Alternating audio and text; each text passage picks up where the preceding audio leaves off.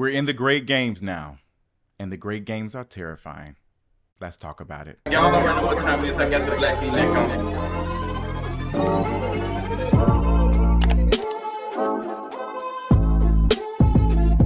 What's going on, you all? Let me tell you something. I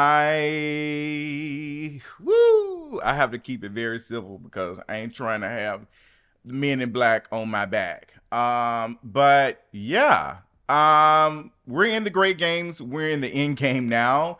And where is Tony Stark? Like, what is going on? It's giving chaos is a ladder. Like, truly a House of the Dragon, Game of Thrones like moment that is going on right now. And it's funny watching Game of Thrones, rewatching it and watching the current season of House of the Dragon. Everything that is happening on that show just reminds me of how political power is wielded, how it is used. It just reminds me that the will of the people is the most powerful weapon. The politics on House of the Dragon and Game of Thrones emulate so much of what we are experiencing. And we're looking at those things and like, oh, that's wild. Like stuff like that happens. That is happening right now. So let's talk about it. So we all saw the news this past weekend. We saw the video of what happened. And I honestly, when I first saw it, I was like, oh, what is going on? Like, I couldn't believe what was going on. I was like, this has got to be scripted. This has got to be something made up. This was real. Like, this truly happened. And for people to come out to say now that the political world is too much and all of that, like, you don't know your history and this revisionist history to say that things are bad now. It has always been like this. I mean, politicians were putting powder in muskets and blowing folks. Like, come on, like, America was founded on things like this. So I'm just watching the sympathy and payola tour right now with Republicans saying that the rhetoric and stuff being ratcheted up is making things like worse. Nothing has changed. Nothing has changed. The only thing that has probably changed is people have more access to what's going on. Like, we can see events happening in real time if we have a smartphone. Like, even if we don't, we will get it from somebody else who has one. Like, the information is coming in quickly. Like, we're seeing candidates and how they're moving and how they're not keeping positions that they said, and like how they're just basically lying in our faces. We're seeing right now where the Supreme Court seems to basically be in Trump's pocket. I mean, the New Yorker did a whole like spread that I thought was amazing. Like, this is where it's at. Like, we have all these Trump cases that were coming up and now they're being thrown out. We just got news today, or what was it, yesterday, that the classified documents case was dismissed. And you don't think that judge who threw it out, you don't think they're going to probably be a candidate for a Supreme Court justice, because there's whispers that two of them may step down and a younger person might replace them.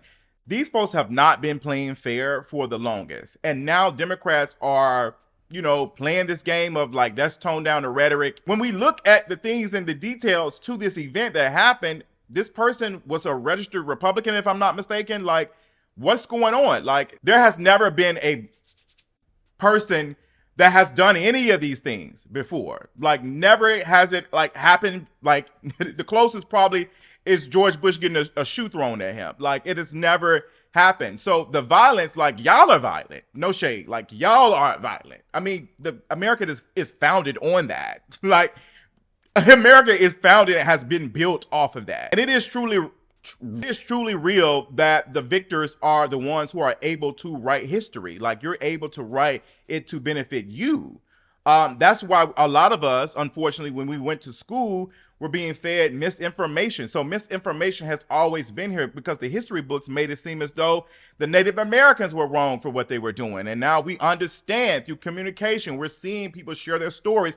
People who we're not as connected to now share, no, this is what happened. That's why platforms like this and other people, creators and stuff, talking about these things are so important, because we need to get this information out. And I need folks to understand that these are no quote unquote dark times. This is not no Harry Potter situation. It has always been like this. To call this political violence doesn't make any sense to me when you look at the great picture of things and how things are moving. How often are people losing rights that they thought they had, and are trying to play a game that is against them ultimately? Like doing the thing of voting, going and voting every 4 years or every 2 years, and things going whatever way the person who has the most money, who is able to donate to this campaign or whatever, decide to do. How many times have we seen in the last couple of years, Democrats have a slight control over the Senate, and what happens? Like one senator is like, oh, well, I'm not going to go the way of the party. I'm going to do this, because the power comes. They want to be the most powerful person, to be able to be persuaded and funded in a way. Like, no, you're going to pay me for my opinion or my access and all those things. Like, we're seeing the Supreme Court justices receive gifts and things from billionaires, and nobody's holding them accountable. Like, this system is working perfectly fine. That's what we need to realize, is that the system is working perfectly fine, as well as is intended. The issue is that we're thinking that the system is supposed to work for us, and it never has been fair. We really have to sit with the fact that, yes, as much as we talk about slavery and all that other stuff, black folks were enslaved. Like, we have to really think about how tragic that was.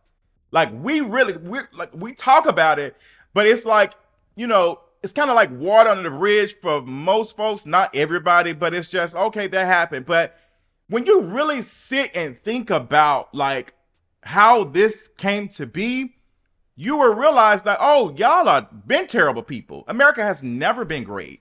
It's never been a great country. This shining city on a hill and all that stuff is a lie. I hate to be that person to bring like the bad news or whatever and doom and gloom and stuff, but I just have to be honest of what the world we live in. That's why you hear certain people say, we have to do something else besides like voting. We have to do other things, because they're not playing fair. They're not playing fair at all with us, and they do not care.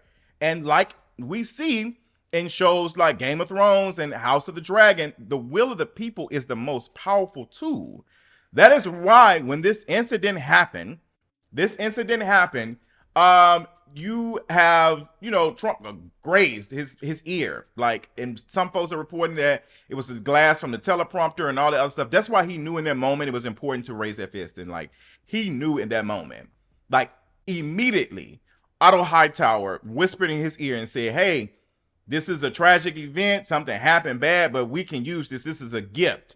Just like on House of the Dragon, when the blood and cheese situation happened, like they paraded that child's body through the streets, and they did not have King Aegon in the front because they didn't want him to look weak.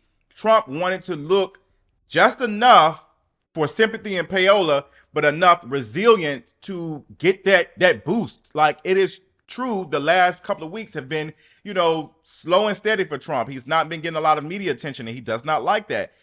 Biden has been getting a lot of media attention because people are calling for him to step down. The calls were getting louder and louder. You had Congress folks who were coming out saying, hey, yeah, like political leaders and stuff were saying, hey, Biden might need to step down. Now that is going.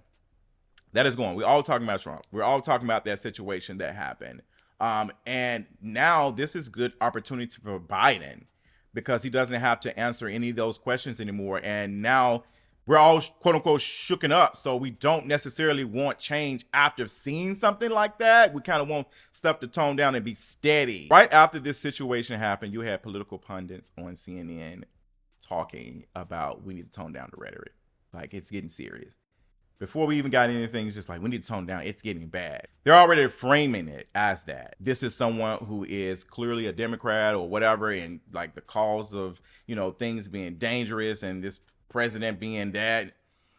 Immediately after the situation happened, you had political pundits, Republicans, like talking about like tone down the rhetoric.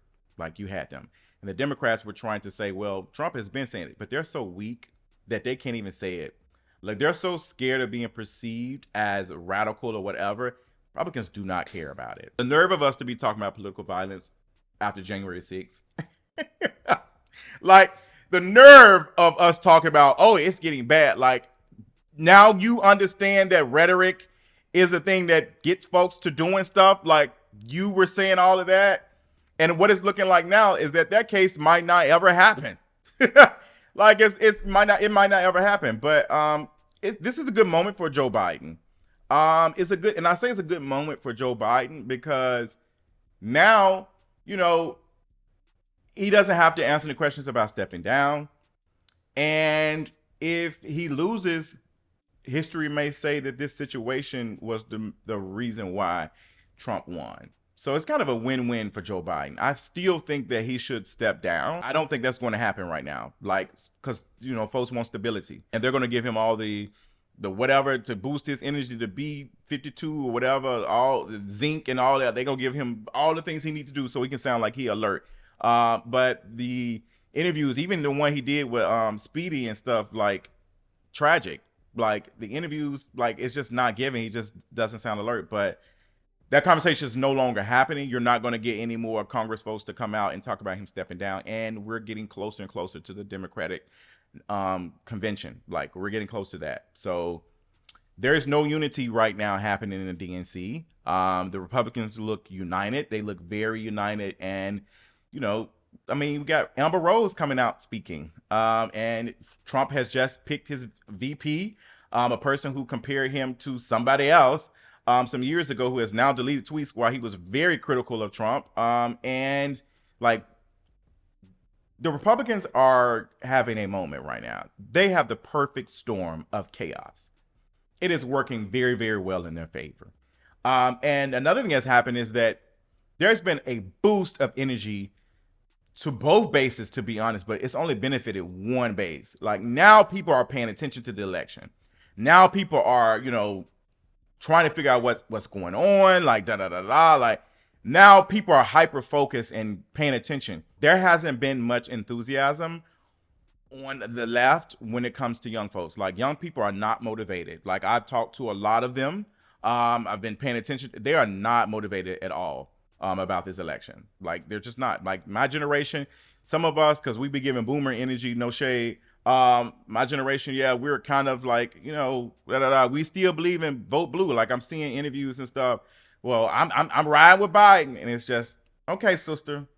Okay, the same president who just came out and said that if he wins another 4 years, he'll do something with Roe v. Wade. Like, it's like, girl, you're the president right now. It reminds me of the Family Guy episode where Lois Griffin kept saying 9/11. Like, that's what it's giving. Like, doom and gloom. Like, doom and gloom. Let me scare y'all to make y'all, like, make these decisions and not be thinking rational.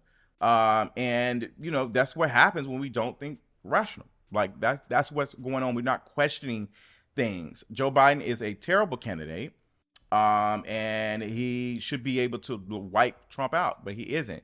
Another thing is, I will add, is that even though Biden's approval numbers are down and everything else is going on with him, Trump has not been able to, like, get a solid lead. It's only been like 2 points or whatever. Like, some people might say that's not much. Some people might say it is, but I think it is significant because, like, polling has sometimes been off.